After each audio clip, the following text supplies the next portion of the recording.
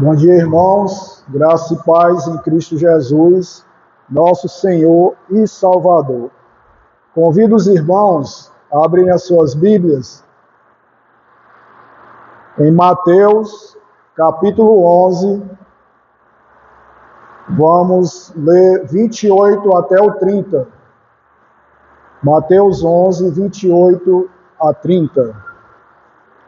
Eu leio o primeiro versículo, os irmãos o segundo versículo e eu termino no último.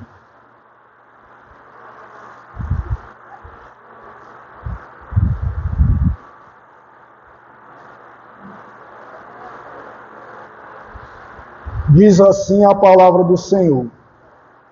Mateus 11, 28.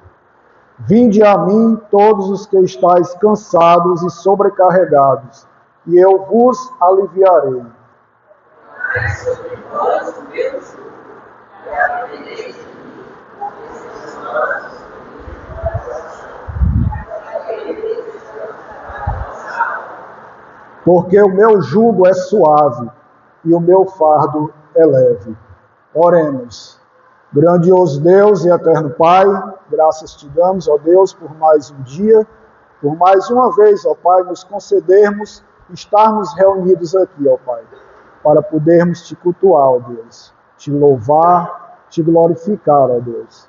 Que a tua graça, a tua misericórdia seja conosco, ó Pai, nesse momento, ao ouvir a tua palavra, ó Pai. Que o Senhor trabalhe em nossas mentes, nossos corações, para que não sejamos pessoas meramente intelectuais, ó Pai, mas que vivamos, na verdade, a verdadeira felicidade de te servir, para a honra e glória do teu santo nome. Nós te oramos, te agradecemos em nome de Jesus. Amém. Amém.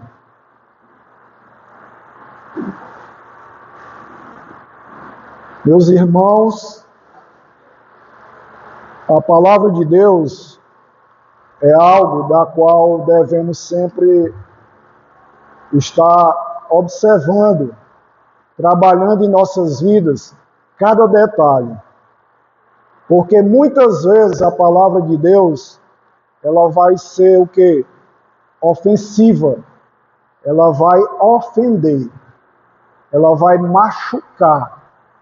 Mas é para um propósito bom, para um propósito do qual Deus trabalha em nossas vidas para que venhamos um dia em Cristo Jesus sermos levados a uma vida eterna, a uma vida que não é essa passageira, essa momentânea. E o versículo 28 inicia dizendo: vinde a mim. Quem está fazendo esse convite?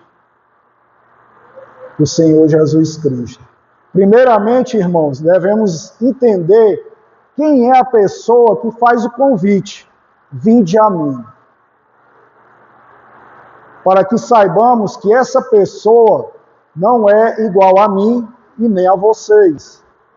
Que podemos abrir as nossas bocas para prometer algo e de repente não cumprir. Mas Jesus, ele cumpre com as suas promessas, cada uma delas. E é nisso que nós devemos se agarrar. Saber que Jesus cumpre com as suas promessas. Esse chamado, irmãos, não é um chamado qualquer. É de alguém que foi enviado, se humilhando, saindo de onde ele estava, lá no alto, para vir a esta terra como um homem igual a mim e a você.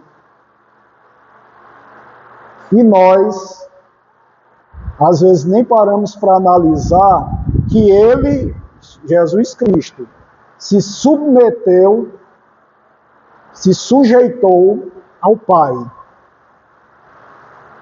E é dessa forma que ele quer que nós vejamos a sujeição, a submissão ao Pai. Jesus Cristo é aquele que nos redimiu, quer dizer, redimir, pagar. Foi ele que pagou o preço Ele nos comprou. E se Ele nos comprou, Ele é o quê? Nosso dono, nosso Senhor. Muitas vezes as pessoas olham para a Bíblia e vê que somos servos, mas na realidade somos escravos. Escravos de Cristo. Que devemos ser obedientes às suas ordens. Se nós lembrarmos o hino que nós cantamos agora há pouco, número 301, ele diz: crer e observar tudo quanto ordenar, o fiel obedece ao que Cristo mandar. Muitos dizem: Cristo me tem como amigo. A minha pergunta: mas você realmente tem Cristo como alguém que lhe chama de amigo? Em João, capítulo 15, versículo 14, o Senhor diz o quê? Quem são os seus amigos? Aqueles que fazem o que Ele manda. Não é simplesmente qualquer pessoa, mas aquelas que obedecem a Ele, que faz o que Ele manda. Então esse chamado, meus irmãos, não é um chamado que todas as pessoas, toda a humanidade vai ouvir e vai vir a Ele. Não é. Sabemos que não são todas. Não são. Você pode pregar, anunciar a palavra de Deus para todo mundo, mas não é todo mundo que vem. Ele diz: vinde a mim, todos os que estáis cansados e sobrecarregados. E aí a humanidade, as pessoas pensam que cansado estou trabalhando muito, trabalho 10 horas, 12 horas, 13 horas por dia, estou muito cansado. Vou procurar Jesus. Eu estou cansado, estou muito sobrecarregado. Meu casamento não vai bem. E tantas outras coisas. Mas será que o cansado e sobrecarregado que o Senhor Jesus fala aqui é isso? Será que é isso? Ele vai falar aqui no final do versículo 28, e eu vos aliviarei. Não é isso? Quem está cansado, sobrecarregado, está procurando descanso, alívio. Mas é interessante que no verso 28 ele vai dizer assim: tomai sobre vós o meu jugo. A minha pergunta, meus irmãos, com certeza os irmãos devem lembrar, o pastor Zezinho, o Jorge, já chegou a falar aqui, que o jugo é aquele instrumentozinho de madeira que se colocava nos bois, né, para aradar a terra. Né? Então os lavradores usavam jugo sobre os bois para arar a terra.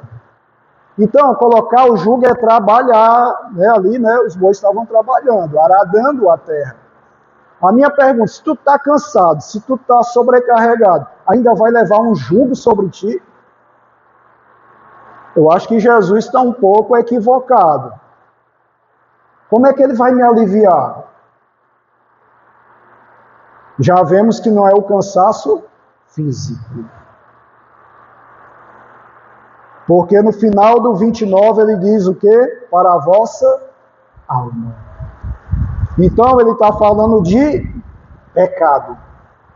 Ele está falando algo que a sua alma está cansada, sobrecarregada. Os seus pecados que levam a você a uma vida cansada, sobrecarregada. Falta em você algo para que desperte você. E só Jesus Cristo pode lhe dar. Quem perdoa pecados só vai perdoar em seu Filho amado Jesus Cristo.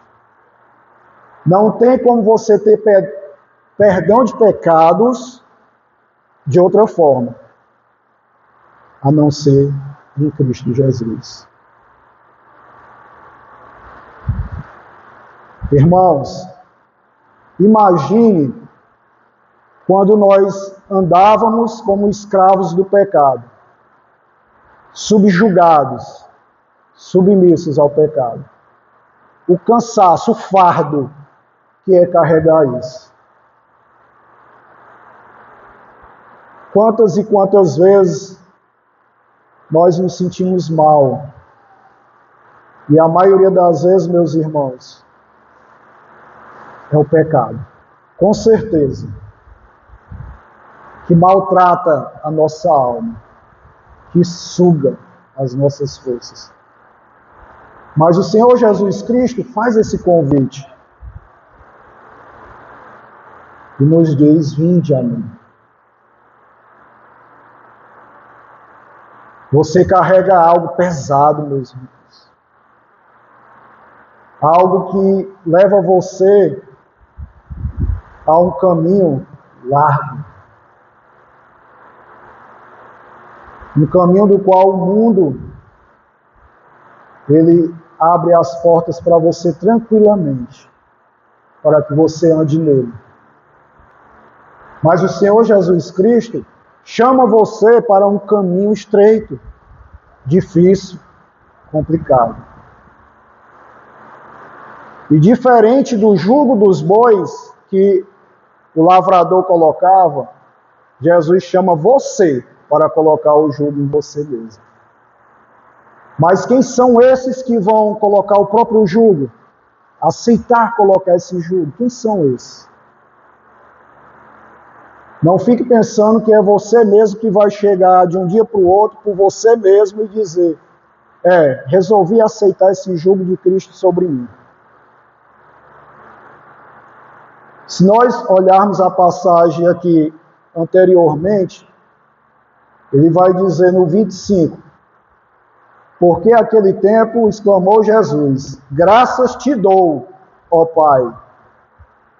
E ele vai dizer: Senhor do céu e da terra, porque ocultaste estas coisas aos sábios e instruídos, e as revelastes aos pequeninos. Quer dizer, o Senhor Jesus já está deixando bem claro que o chamado não vai ser atendido por todos. Porque Jesus mesmo já está dizendo que Deus ocultaste aqueles que se acham sábios. Aqueles que se acham instruídos. Lembra que Jesus disse: eu vim para quem? Para os doentes. Não para os sãos. Para aqueles que se acham que não precisam. O Senhor Jesus Cristo, em João capítulo 17, verso 9, vai rogar ao Pai. Mas ele vai rogar por todo mundo. Não rogo pelo mundo, mas por aqueles que me deste. Aqueles que são teus. Isso dói, meus irmãos. Isso é doloroso. Porque as pessoas dizem: então esse Deus não me ama. Esse Deus é um Deus mau, porque não vai todos para o céu, todos. Meus irmãos, todos estavam condenados. Todos caminham para o inferno. E Deus, na sua graça e infinita misericórdia, ainda escolhe muitos para fazer parte do seu reino. Muitos. Quantos e quantos realmente fizeram por merecer algo de Deus, a não ser a condenação? Quantas vezes o povo de Israel foi subjugado, escravos no Egito, debaixo da escravidão da Babilônia, dos assírios. E quantas vezes esse povo não se rebelou, não queria tomar o jugo sobre si, não queria ser comandados por Deus. O povo achou interessante ter Deus comandando na vida deles ou pedir um rei. Pediram um rei. Não estava satisfeito com o Senhor comandando, direcionando.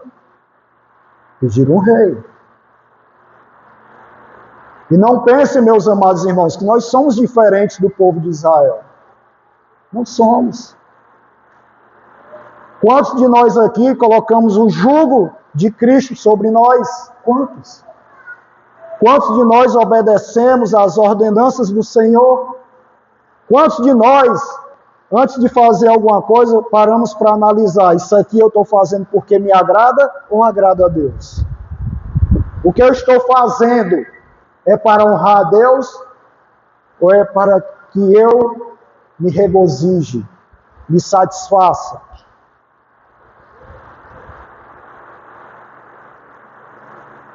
Então no 29 ele diz: tomai sobre vós o meu jugo e aprendei de mim.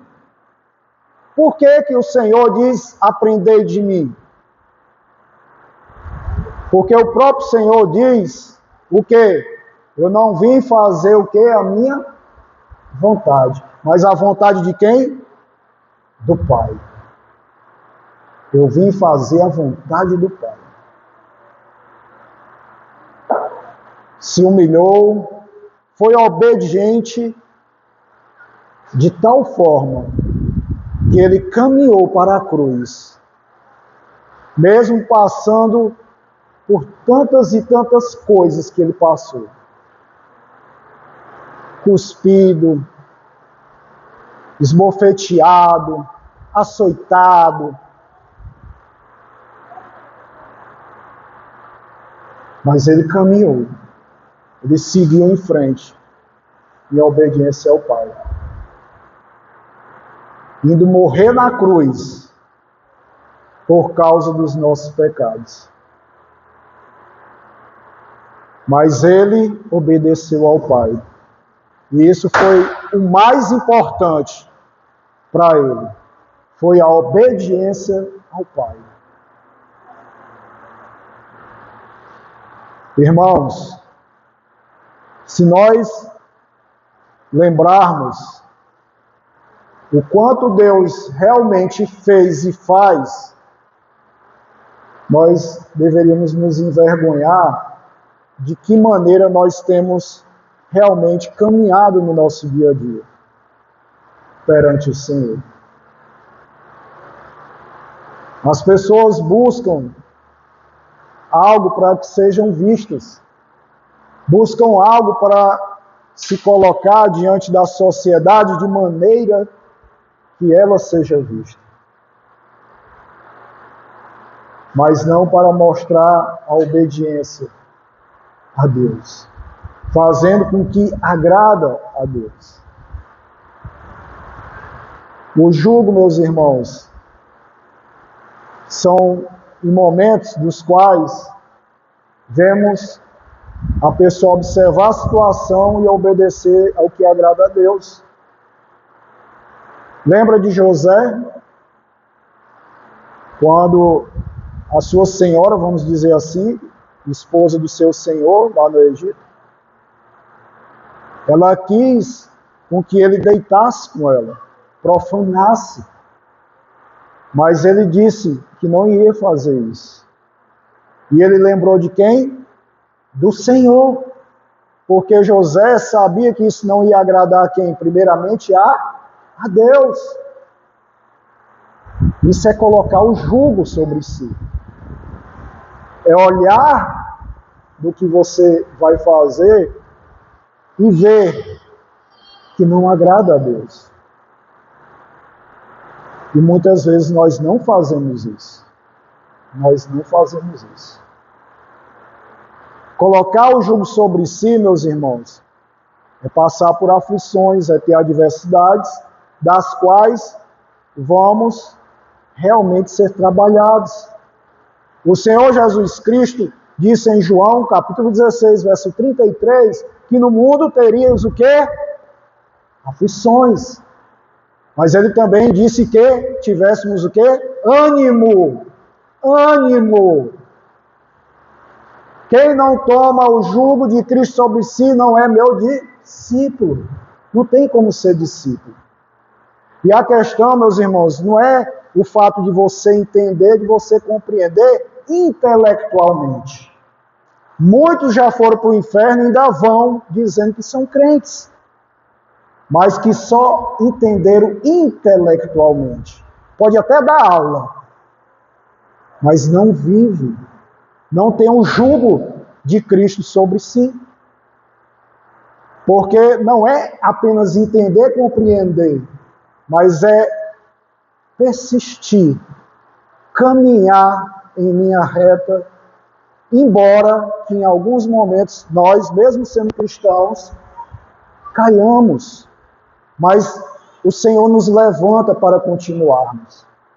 Não é que nós agora somos perfeitos, não pecamos em momento algum, mas quem tem a mente transformada, que se tornou uma nova criatura em Cristo, como está em 2 Coríntios, capítulo 5, verso 17, vai caminhar guiados pelo Espírito Santo de Deus, aonde o próprio Senhor colocou o seu Santo Espírito para batalhar contra a nossa carne. Gálatas capítulo 5, verso 17, aonde ele diz que o Espírito milita contra o quê? Contra a carne, e a carne contra o Espírito. O Senhor está trabalhando nos seus. Não é pela nossa própria força. Mas é esse Senhor que chamou e que nos promete que vai nos aliviar. É Ele que vai trabalhar. É a Trindade Santa trabalhando. Deus, o Senhor Jesus Cristo e o Espírito Santo de Deus, conduzindo a nossa vida. Não é simplesmente, meus irmãos, eu entendi, isso aqui significa isso e tal. Ok, você entendeu, você compreendeu. Agora você vive, você roga a Deus para que você realmente viva isso. Ou tantas coisas que aparecem em sua vida é muito mais importante do que a Cristo. Muito mais importante. Já disse e repito, não é pecado você ter um bom carro, uma boa casa, beleza, não discordo. Mas essas coisas têm sido prioridade para você? Porque quando o Senhor Jesus Cristo chama os seus para colocar o jugo em obediência a Ele, muitas vezes Ele vai falar de aflições. Muitas vezes. O apóstolo Paulo, em Atos capítulo 14, verso 22, vai dizer algo bem interessante. Eu quero ir até lá e os irmãos me acompanhem, por gentileza. Atos 14 e 22.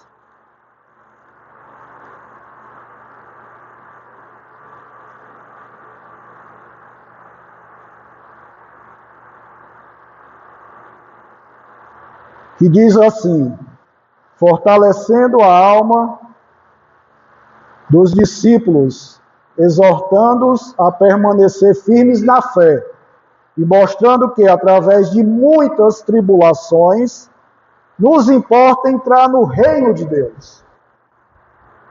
E o apóstolo Paulo está falando aqui na situação que ele passa pelo apedrejamento. O apóstolo Paulo é apedrejado. E o apóstolo Paulo encoraja aos irmãos, dizendo o quê? Que importa entrar no reino de Deus, embora que seja por muitas tribulações. Então, o chamado de Jesus a colocar o jugo não é para a vidazinha simples, tranquila, em paz, como o mundo pensa. Primeiramente, a paz que Jesus Cristo nos dá é a paz com Deus, a paz que nós não tínhamos. Romanos capítulo 5, verso 1. Justificados, pois, mediante a fé, temos paz com Deus por meio do Senhor Jesus Cristo. E esse mesmo Senhor Jesus Cristo que nos dá a paz, também nos garante não sermos mais condenados. Romanos capítulo 8, versículo 1 diz que não há mais nenhuma condenação sobre aqueles que estão em Cristo Jesus. Cristo é o centro. Você realmente colocou o jugo de Cristo sobre você? Você tem certeza que você é um crente no Senhor Jesus Cristo, aonde o jugo dele está sobre você? Porque ninguém entra no reino de Deus sem o jugo de Cristo. É impossível. Não entra. Lembremos de Mateus capítulo 7, verso 21, aonde diz que nem todos que dirão naquele dia, Senhor, Senhor. Né? Senhor, Senhor. Nem todos vão entrar. Mas o Senhor Jesus vai dizer lá no verso 21, o quê? Mas aqueles que obedecem à vontade de quem? Do meu Pai. Não pense que você entra ou qualquer outra pessoa entra no reino de Deus sem o jugo de Cristo. Sem fazer a vontade do Pai. Porque não entra. Ninguém entra à força. Achando que eu fiz isso, que eu fiz aquilo, e vou entrar. Porque as mesmas pessoas que dizem Senhor, Senhor, no versículo 22 vão dizer o quê? No capítulo 7 de Mateus. Em teu nome expeli demônios. Em teu nome preguei. Em teu nome fiz isso e aquilo. Mas no verso 23, o Senhor Jesus Cristo vai dizer o quê? Eu nunca vos conheci. Nunca vos conheci. Em momento algum você foi conhecido por Cristo. Porque você não tinha o jugo de Cristo sobre você. E esse jugo simplesmente significa o quê? Andar em sujeição, em obediência a Deus. Não é andar como os bois antes de botar o jugo, que estava pastando livremente. Livres, fazendo o que eles bem queriam. Assim é o cristão. O jugo de Cristo não está sobre você para você caminhar, andar livremente do jeito que você quer, do jeito que você pensa. Não é assim, meus irmãos. Se eu estou andando assim e o Espírito Santo de Deus não lhe incomoda, eu lamento, tem alguma coisa errada. Ah, mas Davi pecou. E ele não tinha um jugo sobre ele, não? O que foi que eu falei, meus irmãos? Ainda somos pecadores. Mas quando Davi pecou, que Deus foi lá e trabalhou por meio do profeta, ele se arrependeu e viu que realmente pecou contra Deus. O Salmo 51 deixa muito claro o salmo de arrependimento de Davi. E observe o que Davi vai dizer, como ele estava por dentro, a alma dele, quando pecou contra Deus. Estava bem? Estava ótimo, maravilhoso? Não, meus irmãos, não estava. Não estava.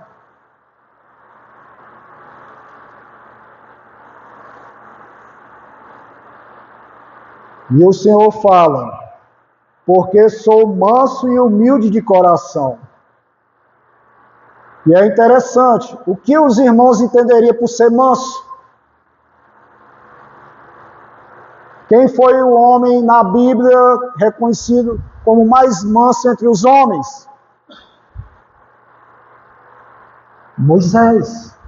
Números capítulo 12, versículo 3, vai dizer que ele era o homem mais manso.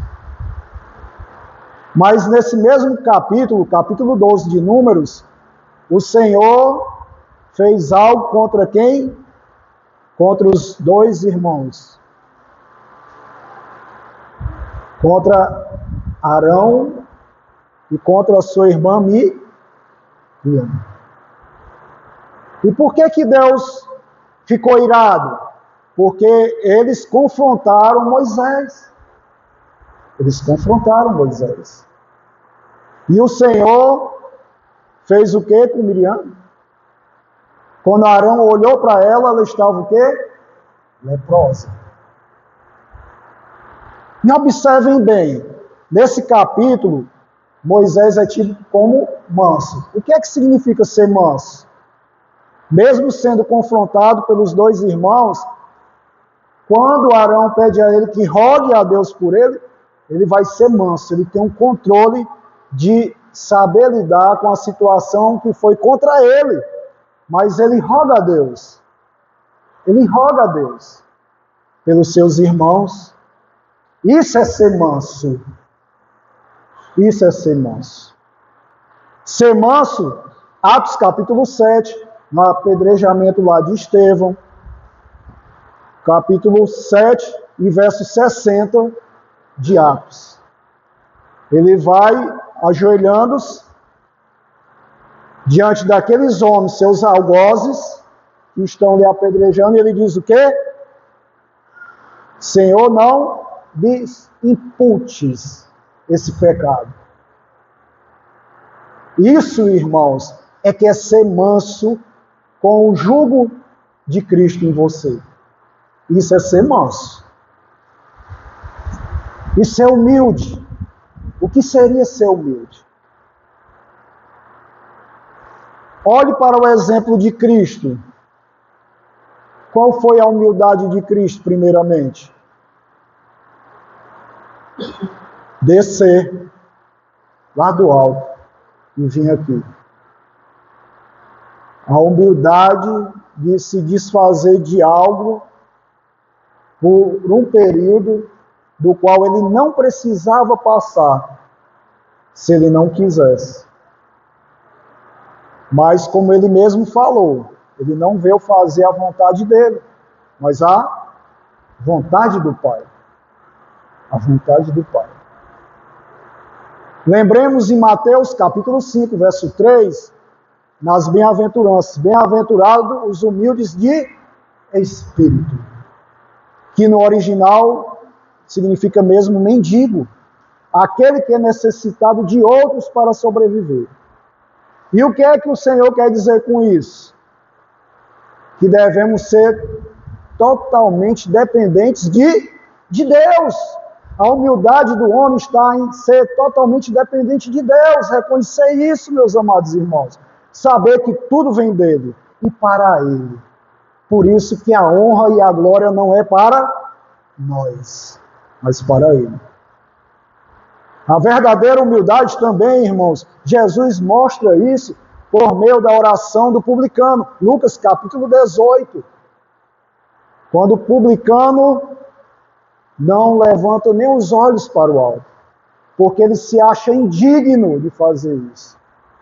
E roga a Deus, ser propício a mim, pecador. Ser propício a mim, pecador. Amados irmãos, esse é o alívio que Jesus nos dá. Como você acha que vai conhecer a verdade? A verdade, ela vai libertar. Liberta de quê? Liberta da ignorância que nós andávamos, por falta de conhecimento de Deus. De andar em obediência a Deus, nos liberta disso. Nos liberta da escravidão do pecado, onde ele me dominava. É disso que o Senhor nos liberta. Conhecereis a verdade, ela vos libertará. Nos liberta disso, amados. Não é como muitos falam no mundo, não. Até o nosso ex-presidente falava muito esse versículo. Mas eu lhe garanto que ele não sabia o significado desse versículo. Eu garanto para vocês. Ele não sabia. Todo o contexto não fala de outra coisa a não ser isso. Nós andávamos como antes, meus irmãos? Como pessoas o quê? mortas em nossos delitos e pecados. Nós não tínhamos vida. E Efésios capítulo 2, verso 1, começa dizendo: Ele vos deu vida. Ele.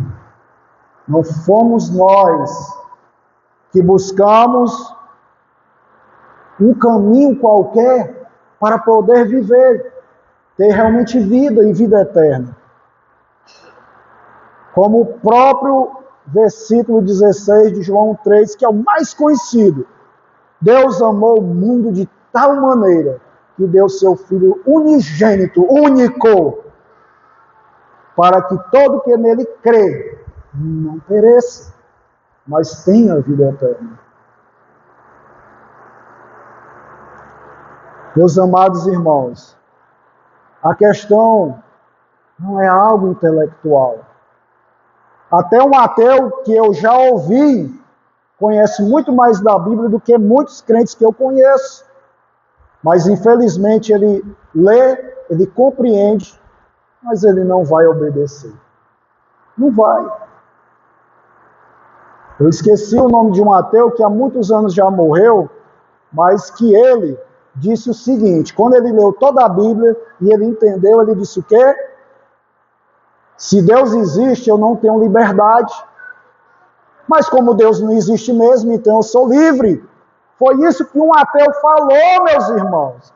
Ele entendeu que nós não temos liberdade fora de Cristo. Não temos. Não temos. O que nós mais sabemos fazer é pecar. É o que nós mais sabemos fazer. É andar contrário ao que agrada a Deus. Buscando se promover cada vez mais. Ser isso ou aquilo, ser bem visto, reconhecido.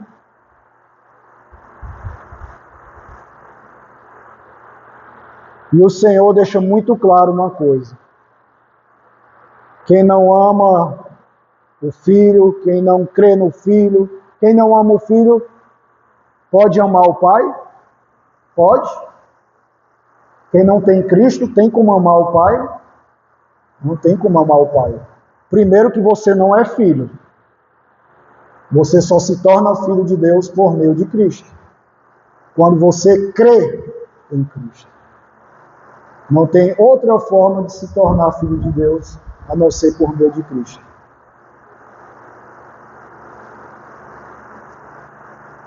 E ele termina dizendo: porque o meu jugo é suave e meu fardo é leve. Agora, imagine, meus irmãos, o Senhor dizer isso para mim e para vocês: meu jugo é suave e o meu fardo é leve.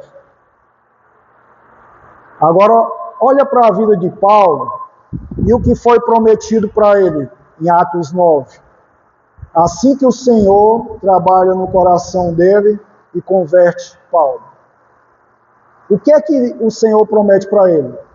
Mas importa o quê? Que ele vai sofrer por causa do nome. Ele vai sofrer. O Senhor não prometeu: olha, o jugo, como o mundo prega, o jugo, né, vai ser tranquilo, né? O fardo vai ser bem levinho. Se eu for olhar aos olhos humanos, o cara vai dizer: peraí, isso é loucura. Como é que a pessoa me chama para dizer que vai me aliviar e eu vou sofrer? Lembra do que nós lemos agora? Atos 14, 22, quando Paulo, naquele momento, foi apedrejado, em Atos 14, ele diz que mais importa o quê? Que passemos por muitas, o quê? Tribulações. Para entrar onde? No reino dos céus, no reino de Deus. O Senhor Jesus Cristo não está me chamando, nem chamando vocês, para brincar. Não é para brincar. mas para viver uma vida séria, de uma fé verdadeira que Ele nos deu. Efésios capítulo 2, versículo 8. Que isso, irmãos, seja uma realidade para nossas vidas. Roguemos a Deus, Senhor, me transforma a cada dia. Eu sei que ainda falho, eu sei, Senhor, que ainda peco. Mas o simples fato de reconhecer isso, eu te agradeço. Porque o Senhor me fez enxergar que eu sou pecador, que eu sou um transgressor.